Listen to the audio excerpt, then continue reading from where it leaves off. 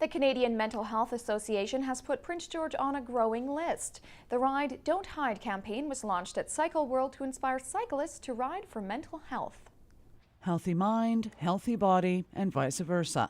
That's the premise behind the Ride, Don't Hide campaign, targeting the mental well-being of women and their families.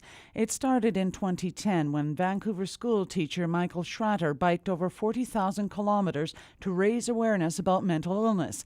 This is the first year it's come to Prince George. His message while he was out there was, you don't need to hide about this. There's nothing to be ashamed of.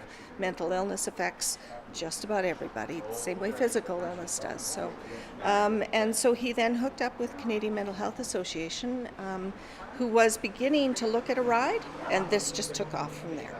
Shoppers Drug Mart came on board this year as the title sponsor. We thought it would be a great one to attach ourselves to because, like I say, as pharmacists, super comfortable talking about diabetes and hypertension and those diseases, whereas mental illness, that stigma, and it's time to break that stigma, and what better way to do it than sponsoring an event like this after hearing about Michael's story, and I just thought it was a great segue into it.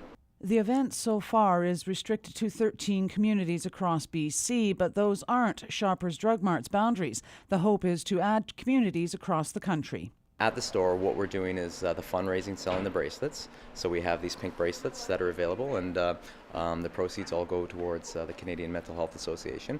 Or if you want, you can sign up. You can go online, ride.don'thide.com, and you can go online and sign up for the event. And there's one in 13 communities in BC. 70% of the Mental Health Association's clientele are women, but the issue of mental illness is often overshadowed, and that's where the stigma sets in. We don't talk about mental illness. We'll say, oh, that person's crazy, and that's the end of the conversation.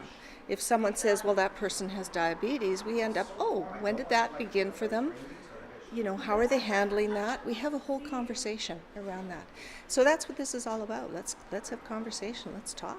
The association has pledged to sign up 7,000 riders for the June 23rd event, with the local branch pledging 250 for the ride in Cottonwood Island Park.